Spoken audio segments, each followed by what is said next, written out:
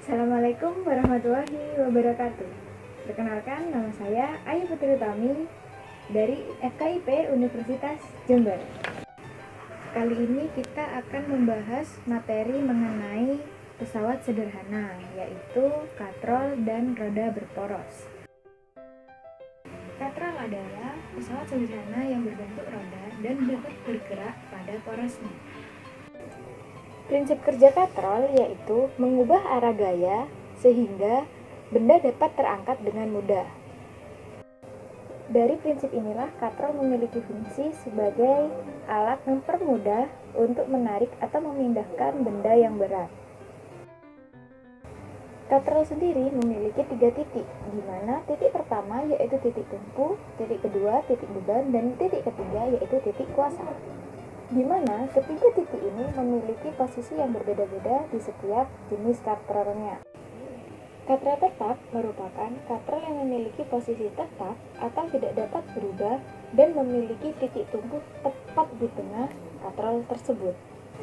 Seperti pada gambar berikut, di mana titik tumpu berada tepat di tengah-tengah katrol tersebut, yaitu di huruf O. Sedangkan untuk titik beban berada pada huruf A, di mana titik beban dekat dengan lengan beban dan gaya beban. Sedangkan untuk titik kuasa berada pada titik B, yang mana dekat dengan lengan kuasa dan gaya kuasa. Pada katrol tetap, besar atau panjang lengan kuasa dan lengan beban memiliki nilai yang sama, karena panjang dari lengan beban dan lengan kuasa yaitu jari-jari dari katrol tersebut.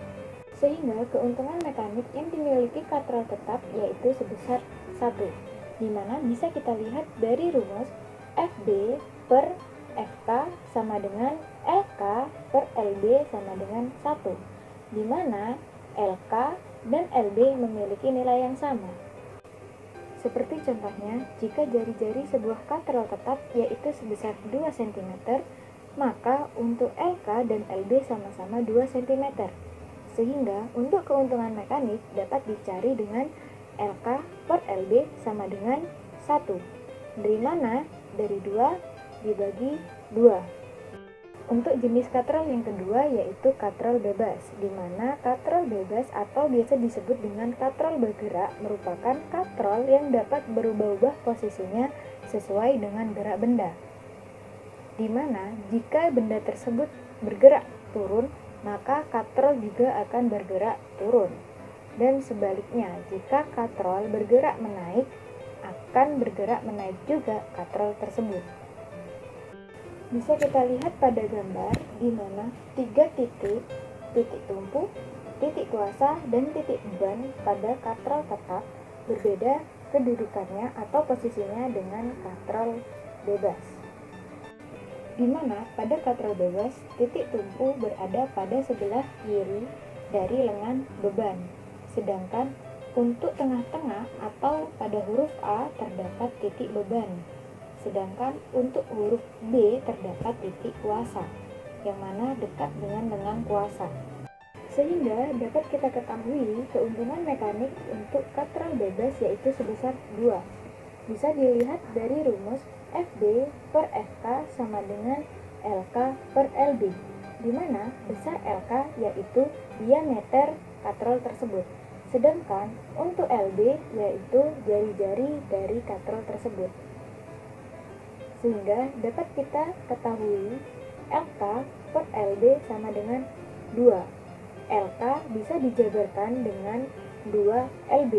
Kenapa 2 LB? Karena diameter itu terdiri dari jari-jari dikali 2. Sehingga 2 dikali LB per LB, di mana LB per LB dapat dihitung 1. Sehingga 2 dikali 1 yaitu 2. Sehingga besar FK sama dengan setengah besar FB. Untuk katrol yang ketiga yaitu katrol majemuk, di mana katrol majemuk merupakan gabungan dari 2 katrol atau lebih, seperti katrol bebas dengan katrol bebas, ataupun katrol bebas dengan katrol tetap. Sehingga semakin banyak tali yang menarik pada katrol majemuk, maka keuntungan mekanik yang akan ditimbulkan juga akan semakin besar, sehingga akan memperkecil usaha orang tersebut untuk menarik beban pada katral majemuk.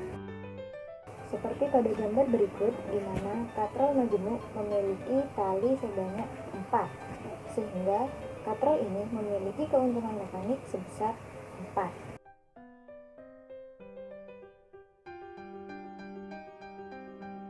Pesawat sederhana jenis kedua yaitu roda berporos, di mana roda berporos merupakan pesawat sederhana yang berfungsi untuk memperbesar kecepatan dan gaya.